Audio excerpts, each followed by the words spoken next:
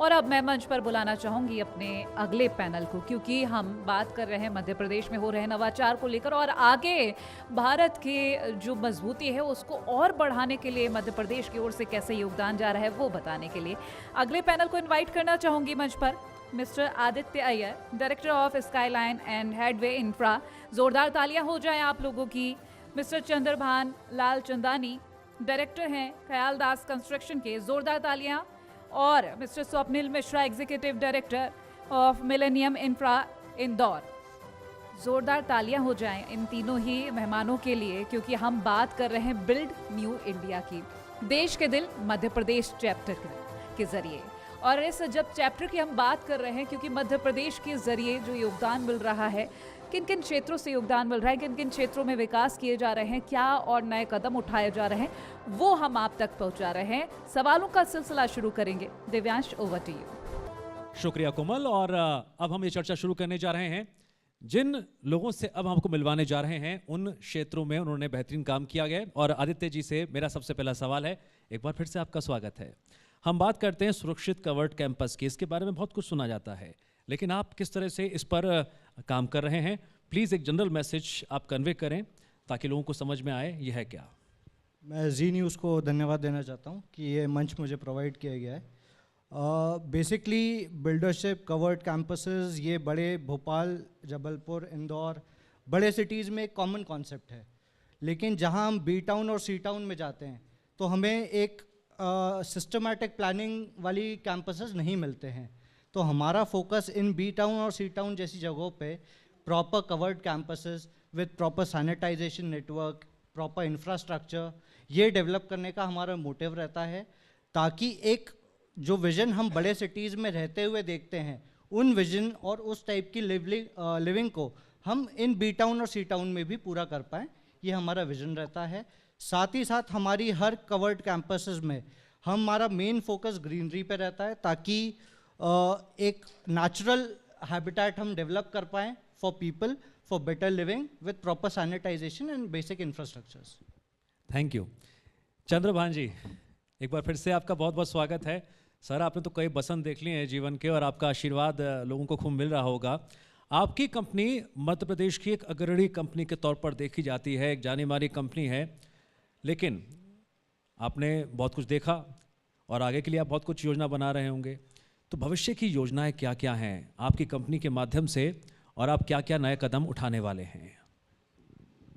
शुक्रिया जी टीवी का।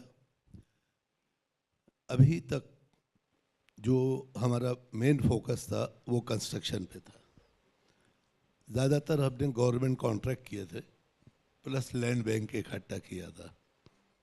हमारी सोच यह थी कि जब भी हम काम करें तो ऐसा करें कि सामने वाले को तकलीफ़ ना हो, जिनको तकलीफ़ होती है उनको भी ना हो, प्लस हमारा जो प्रोडक्ट निकले उसको जो यूज़ करे वो उसमें एक भी खामी न निकाल पाए।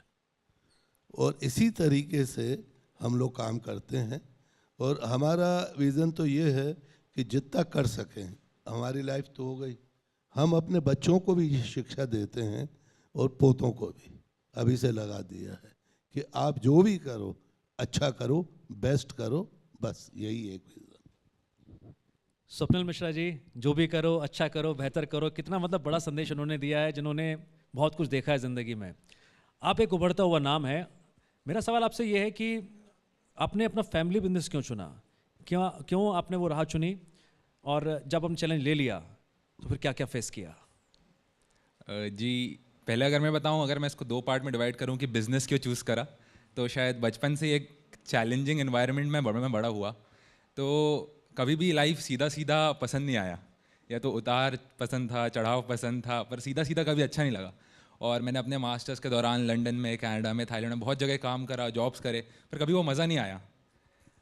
बहुत बोरिंग लाइफ लगता था, रूटीन लाइफ बहुत बोरिंग लगता था। तो बिज़नेस वो एक्साइटमेंट देता है, बिज़नेस वो डर देता है, बिज़नेस वो खुशी देता है, इसलिए बिज़नेस चुना। और फैमिली बिज़नेस क्यों? क्योंकि शायद पापा एक ऐसा काम कर रहे थे जिसमें मैं अपने सपने भी पूरे कर सकता था और आपको दुनिया को कुछ वापस देने को मिल रहा है। मेरे ख्याल से भारत में या फिर दुनिया में इंसान का सबसे बड़ा सपना है खुद का घर होना। और millennium as a millennium group हम कॉलोनीज डेवलप कर रहे हैं, टाउनशिप डेवलप कर रहे हैं, हम आज 6000 लोगों को उनका घर दे चुके हैं। तो मेरे ख्याल से इससे अच्छी कोई और बिजनेस हो नहीं सकता था आने के लिए।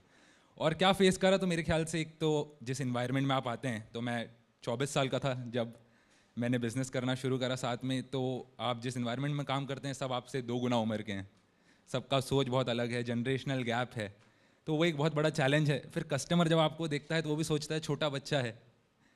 तो ये सारे चैलेंजेस थे, पर मेरे ख्याल से टाइम धीरे धीरे ये सारे इनको ओवरकम करना सिखा देता है। सब आपको गोल्डन स्पून समझते हैं, उन्होंने बताया अभी थोड़ी देर पहले, तो मेरे ख्याल से ये सब महसूस करते हैं।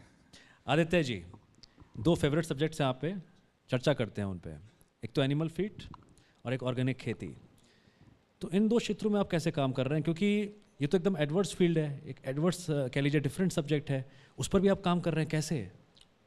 बेसिकली ये फील्ड जो है मेरे फादर का विजन था कि हम सोसाइटी को क्या दे सकते हैं वापस।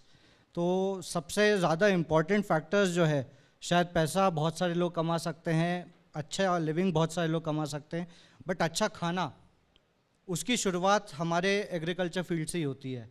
तो अच्छा खाना और आज का और फ्यूचर का जनरेशन्स के लिए अगर योगदान में सबसे इम्पॉर्टेंट है तो दैट इज़ ऑर्गेनिक एग्रीकल्चर। तो ऑर्गेनिक एग्रीकल्चर के लिए we are working closely on composite farming, जिसमें कि डे 1 से जो कैटल्स हमारे खुद के फार्म पे हम रखते हैं उनके लिए भी जो प्रोड्यूस होता है वो भी ऑर्गेनिकली ही प्रोड्यूस होता है। तो they also take organically produced food, उससे जितने भी बाय प्रोडक्ट्स निकलते हैं, से cow dung, cow urine, they are reused in the farms as well, and उससे ही हम bio fertilisers, bio pesticides develop करते हैं, सो दैट ऑर्गेनिक मैन्योर को यूज़ करते हुए ही वो ऑर्गेनिक फूड हम प्रिपेयर कर पाएँ, और उसको फिर then farm to plate concept पे ही हम वर्क करके सोसाइटी में डाल रहे हैं। बिल्कुल। और अगला सवाल मैं चंद्रभान जी आपसे लेना चाहूँगी।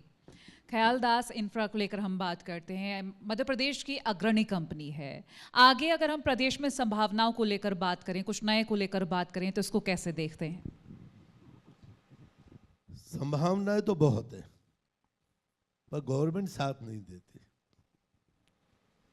इसमें लेकिन मिलीजुली प्रतिक्रिया देखने को मिलती है, कुछ लोग कहते हैं साथ मिल रहा है। अखबारों में एक्चुअल में अगर फैसिलिटीज मिल जाएं, जो भी नियम है, नियम से काम करवाएं। तो ये मंच है ना, आप जो आपकी उम्मीदें हैं आप प्लीज़ उससे शेयर कीजिए। आपकी जो उम्मीदें हैं आप इस मंच से साझा कर सकते हैं, अपेक्षाएं जो आपकी हैं सरकार से। हमारे इंजीनियर नहीं, आपकी जो अपेक्षा है, उम्मीद है सरकार से, क्या क्या जिस अपेक्षा है? तरीके का हमारी साथ जो- चाह रहे हैं आप हाँ। बता सकते हैं। नहीं, एक होता है परमिशंस। कोई भी परमिशन लीजिए, यहाँ जितने बिल्डर बैठे होंगे वो मंथ और ईयर ऐसे ले लेते हैं, और जिसका कोई मतलब नहीं होता है। छोटी सी बात है, कोई भी बिल्डिंग बनाता है, मैं बिल्डिंग अभी सिर्फ 2 साल से बना रहा हूँ, सॉरी बिल्डर बना हूँ। इससे पहले मैं कॉन्ट्रैक्टर था, उससे पहले इलेक्ट्रिकल कॉन्ट्रैक्टर था, उससे पहले इलेक्ट्रिकल बिजनेसमैन था। तो इनमें हमने देखा कि आप जाइए तो एक चीज़ की परमिशन 3 जगह से लेनी पड़ती है। तो गवर्नमेंट ने चालू किया single window system. Single window system का मतलब होता है कि आपको एक जगह सब मिलेगी। परमिशन सिंगल विंडो सिस्टम से मिलती है, लेकिन एक नहीं, उसमें लिखा रहता है कि 6 आपको परमिशन और लेनी है। तो मतलब क्या हुआ? उसके बाद अब हम तो बिल्डिंग नहीं बना रहे, हम प्लॉटिंग कर रहे हैं, अभी टॉप भी कर रहे हैं और बॉटम वाली भी कर रहे हैं। तो उसमें 25% लिखा है कि आपको गिरवी रखना पड़ेगा, पर अभी जो नियम है उसमें 60 से 70% तक गिरवी रखना पड़ता है माल जो आप बना रहे हैं एरिया के वाइज से। तो ये 60-70 गलत है, 25% तक ठीक था। जब आप 25% गिरवी रख रहे हैं, फिर रेरा क्यों? आपने रखा है ना माल गिरवी, वो बेच नहीं सकता, फिर रेरा आ गया। उसके बाद नगर निगम वो परमिशन के अलग लेता, 15% सुपरविजन चार्ज कि मैं लूँगा। ये सब जो परमिशनें हैं इनमें टाइम लग जाता है, और जो बेसिक कास्ट है वो बढ़ जाती है। वो काहे पे जाएगी? ग्राहक पे। जो ये कम हो जाएंगे तो ये सब चीज़ें ऑटोमेटिकली कम होंगी। ये ज़रूरी है बहुत, मतलब टाइम लिमिट देना चाहिए। मैं एक छोटी सी मिसाल दे रहा हूँ।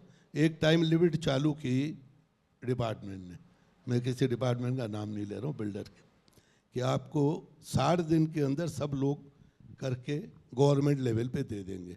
लेकिन गवर्नमेंट की कोई लाइन नहीं थी, वो 1 साल तक रखता, उसके बाद कहता रिजेक्ट। तो जिसने, उनके ही स्टाफ ने 60 दिन में जो भेजा प्रपोजल, उसी को रिजेक्ट कर दिया। अब उस बिल्डर की क्या हालत कि साहब कितना टाइम। तो इस तरीके के नियम जो है ना खराब, वो बदल देने चाहिए। हर कंपनी के अपने डिफरेंट अनुभव होते हैं, एक्सपीरियंस होते हैं। स्वप्निल जी, अब हम बात कर रहे हैं जैसे मिलेनियम इंफ्रा के, जो डाटा रिकॉर्ड हमारे सामने आया है कि आप जो प्रोजेक्ट्स तैयार कर रहे हैं उससे कस्टमर्स का बहुत प्यार और सपोर्ट मिल रहा है, तो ये रिकॉर्ड कितना सही है? ये जी बिल्कुल सही है। हमारे 2 मेन एम्स रहे हैं, एक तो इनोवेशन और दूसरा कॉस्ट कटिंग। तो हम एक उस पर काम कर रहे हैं कि we want to make luxury as affordable as possible. तो अभी हमने थीम बेस्ड प्रोजेक्ट्स करना शुरू कर रहे हैं। हम एक प्रोजेक्ट कर रहे हैं मिलेनियम एम्पायर, तो हम उसको रोम के कल्चर पे पूरा डेवलप करा है। हम एक प्रोजेक्ट कर रहे हैं मिलेनियम किंगडम, हमने उसको इंडिया के हेरिटेज पे डेवलप करा है।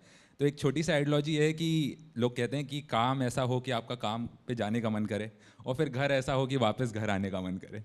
तो ये आइडियोलॉजी रही है कि वैसा एक इन्वायरमेंट बनाना, क्योंकि लोग घूमना जाना चाहते हैं रिफ़्रेश होने के लिए, पर आप एक ऐसी सोसाइटी दे रहे हैं उनको जहाँ उनको आके रिफ़्रेश फील हो रहा है। आप ऐसे गार्डन्स डेवलप कर रहे हैं, ऐसा प्लांटेशन कर रहे हैं, सारे स्पोर्ट्स ला रहे हैं, क्लब हाउसेस ला रहे हैं। तो उस पर हमने काफ़ी फोकस करा है। और हम ये जो भी कर रहे हैं, हमने इसको इंटरेस्ट फ्री EMI पे करा है। हम 3 साल के प्लान्स पे हमने प्लॉटिंग करा है, और जहाँ आज हर कोई सीधा बैंक फाइनेंस करवा देता है प्रॉपर्टीज़ को, हमने खुद का सिस्टम बनाया जिसमें हम कस्टमर को इंटरेस्ट नहीं भरने देते। तो हर कोई धीरे धीरे अपना घर बना पा रहा है। और मेरे ख्याल से इंडिया में, हमने पहले भी कहा कि सबका सपना है खुद का घर होना। तो अगर हम इसको ईजी बना रहे हैं, जैसा उनको चाहिए वैसा बना रहे हैं, अलग अलग थीम ला रहे हैं, तो मेरे ख्याल से प्यार मिलना भी वाकिफ़ है। बिल्कुल, और जब काम अच्छा हो तो प्यार जायज़ है। आदित्य जी, मेरा सवाल आपसे रहेगा, ऑर्गेनिक खेती और एनिमल फील्ड को लेकर हम बात करेंगे, कैसे काम कर रहे हैं इन दोनों ही क्षेत्रों में? एनिमल फीड को इन पर्टिकुलर अगर देखा जाए तो we have started our unit जिसमें हम एनिमल फीड बना रहे हैं। और उस एनिमल फीड में क्या है कि quality is a big issue. जो मेनली बाज़ार में एनिमल फीड मिल रहा है उसमें क्वालिटी कॉन्स्टेंट बहुत कम रहता है, क्योंकि इंसान क्या खा रहा है वो तो सब देख रहे हैं, पशु क्या खा रहा है उसको कोई नहीं देख रहा है। तो उस लॉजिक के हिसाब से हमने एक यूनिट शुरू किया है जिसमें हाई क्वालिटी एनिमल फीड हम लोग प्रोवाइड कर रहे हैं, सो दैट जो प्रोडक्शन ऑफ मिल्क, आप बता भी रहे थोड़ी देर पहले इसके बारे में, स्किल डेवलपमेंट की बात करते हैं ना, स्किल डेवलपमेंट की अगर हम बात करें तो स्किल डेवलपमेंट के केस में we have got an own finance NGO, क्योंकि अगर हम कुछ काम करने जा रहे हैं तो हमें ऐसी स्किल्ड लोग की ज़रूरत है जो एज अ फैमिली काम कर पाएँ। चौकसी सर ने बोला था अभी थोड़ी देर पहले कि एक परिवार की बहुत ज़रूरत है, तो उस परिवार को बनाने के लिए ऐसे स्किलफुल लोगों की बहुत ज़रूरत है। तो लक्ष्य, जिसका full form livelihood actions in knowledge sharing for youth in agriculture है, इस पर्टिकुलर NGO के थ्रू हम ऐसे ही रूरल प्लेसेस पे लेबर्स को और एजुकेटेड यूथ को स्किलफुली हम अपडेट कर रहे हैं, ताकि वो एग्रीकल्चर की ही फील्ड पे काम करके अपने आप को उसी जगह पे इनकम एडिशन पे काम कर पाए, रादर देन माइग्रेटिंग आउटसाइड। तो इस हिसाब से हम लोग काम करके इसको आगे बढ़ा रहे हैं। ठीक है। चंद्रभान जी, कुछ देर पहले आपने बताया कि क्या क्या आपकी अपेक्षाएं हैं, लेकिन जो प्रोजेक्ट्स आपने तैयार किए हैं कुछ उनके बारे में बताइए, किस तरह से एक फ्रूटफुल रिजल्ट आप कस्टमर्स को दे रहे हैं? हमारा प्रोजेक्ट एक तो है भोजपुर रोड पे हर्षिता स्मार्ट सिटी, उसमें प्लॉटिंग का ही है जो 600 फीट से 1100 फीट तक, जिसको 2 चाहिए तो डबल करके ले ले। इस तरीके से किया है, गरीब से गरीब आए और अमीर से अमीर भी रह ले। और उसमें मैक्सिमम हमने ख्याल रखा है कि कंप्लीट करके हम बेचें, तो कोशिश करते हैं कि धीरे धीरे बेचें। तो 90% कंप्लीट हो चुका है, और जो ले रहा है वो चीज़ देख के लेता है कि हाँ ये क्वालिटी है, उसी तरीके से हम बनाते हैं। और एक हाई एंड प्रोजेक्ट बना रहे हैं, वो भी हम कंप्लीट करके ही बेचेंगे, वैसे पहले नहीं देंगे। आप देखो और लो, पसंद आए तो लो, नहीं तो नहीं। ये हमारी है। ये बहुत अच्छी बात है कि आपको पसंद आए तो लीजिए, पहले आप देख लीजिए, उसके बाद डिसीजन लीजिए। स्वप्नल जी, मेरा सवाल आपसे रहेगा, आपके प्रोजेक्ट्स को लेकर हम बात करेंगे, क्या क्या आने वाले वक्त में प्रोजेक्ट्स देखे जा सकते हैं और जो आपके कॉम्पिटिटर हैं उनसे डिफरेंट कैसे हो सकते हैं?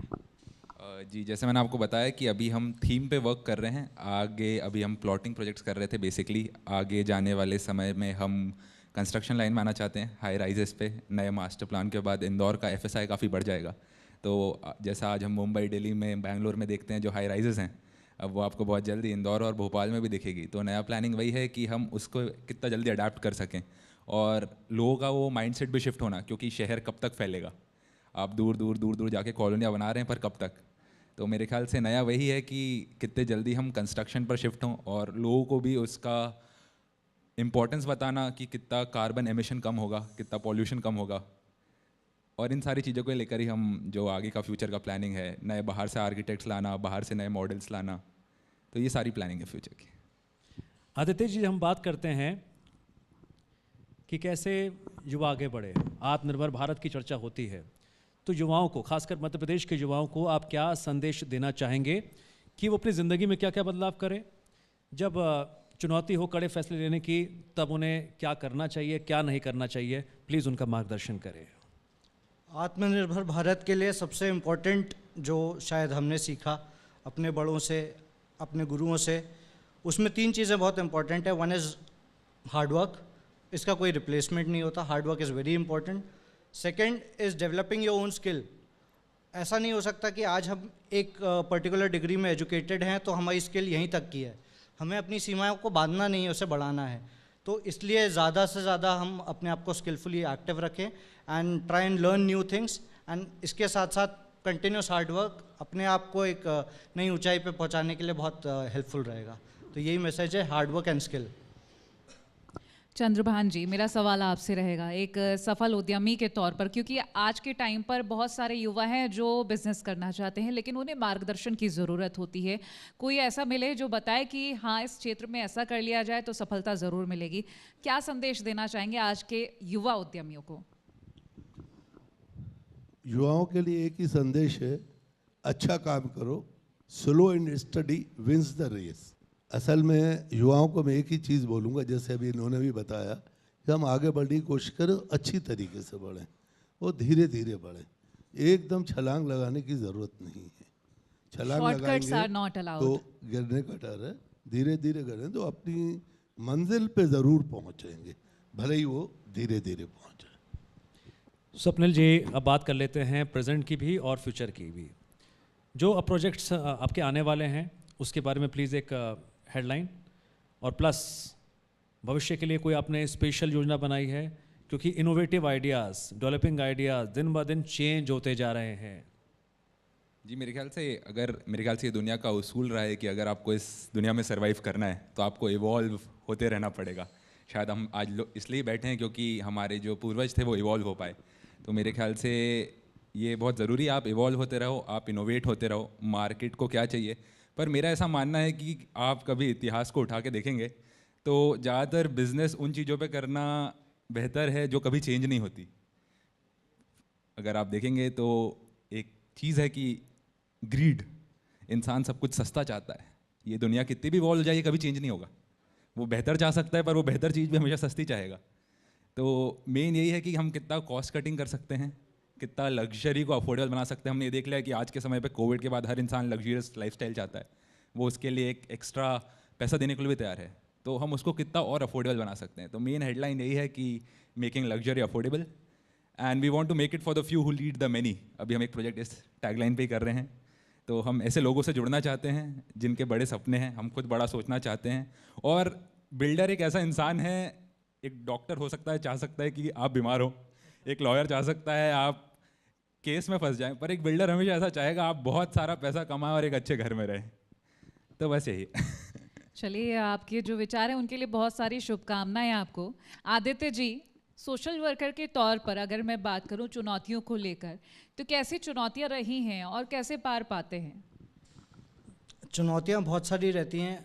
कुछ गवर्नमेंट पॉलिसीज़ में भी रुकावटें आती हैं। कई बार ऐसे स्टेट में आप काम करते हैं कि वहाँ पे एक्सेप्टेंस बहुत कम होता है, लैंग्वेज बैरियर्स भी रहते हैं, बट ओवरऑल जो मेन फोकस होना चाहिए उसको अगर साथ लेके चले तो चुनौतियाँ कम लगती हैं। चुनौतियों में मेन प्रॉब्लम लैंग्वेज बैरियर्स आती है, क्योंकि अगर मध्य प्रदेश के बाहर भी आप काम करते हैं तो अलग अलग लैंग्वेजेस में काम करते हैं। बाकी फोकस होना चाहिए तो चुनौतियाँ कम लगती हैं। अच्छा, यही मेरा सर आपसे भी सवाल रहेगा, क्योंकि चुनौतियां आप जैसे कि बता रहे हैं, मुख्य चुनौतियां क्या रही हैं? मुख्य चुनौतियां, चैलेंजेस क्या क्या रहे हैं? मुख्यमंत्री चुनौतियां, चैलेंजेस चैलेंजेस जी, क्योंकि चैलेंज ऐसा कोई काम नहीं है जहां चुनौतियां नहीं आती हैं, उनको तो पार करना ही पड़ता है। नहीं, मैंने आपको बताया ना, आराम से करेंगे तो सबसे पहले जो काम करना हो उसकी डेप्थ तक जाइए, उसकी फाउंडेशन तक जाइए, वो कैसे होगा उसको पूरा समझिए, तो आपको कभी तकलीफ नहीं आएगी।